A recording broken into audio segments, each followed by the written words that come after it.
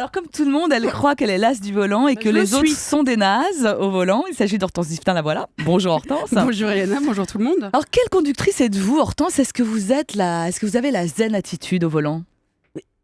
Quoi? Zen en voiture. Ouais. Zen et voiture. C'est une blague.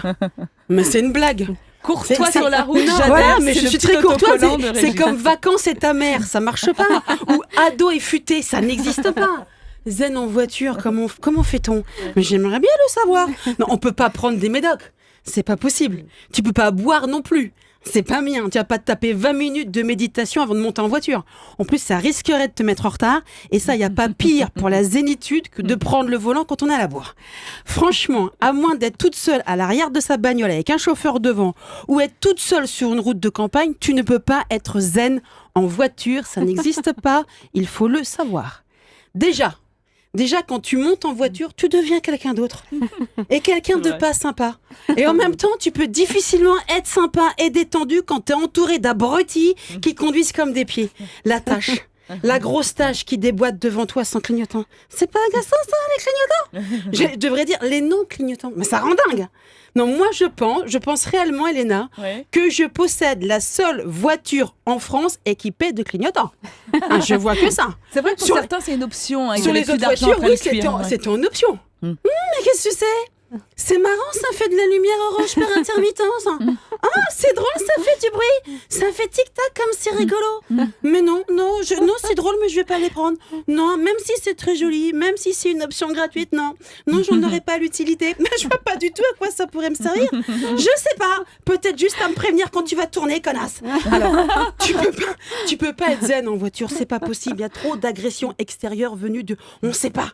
Quand t'es sur le périph' ou dans les bouchons à un péage, pourquoi t'es jamais dans la bonne file? Et pourquoi? C'est un truc que j'aimerais bien qu'on m'explique. C'est comme au supermarché à la caisse. C'est la seule qui n'avance pas. C'est un truc de malade.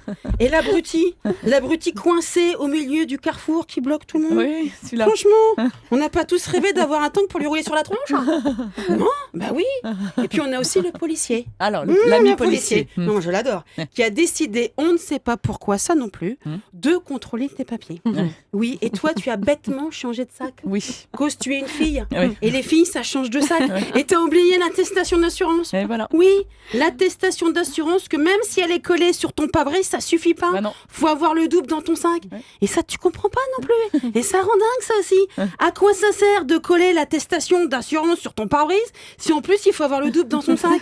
Mystère et boule de gomme. Ça, c'est le seul truc qu'il faut avoir en deux, je sais pas. Alors, comme si ça suffisait pas à ton bonheur, Oui.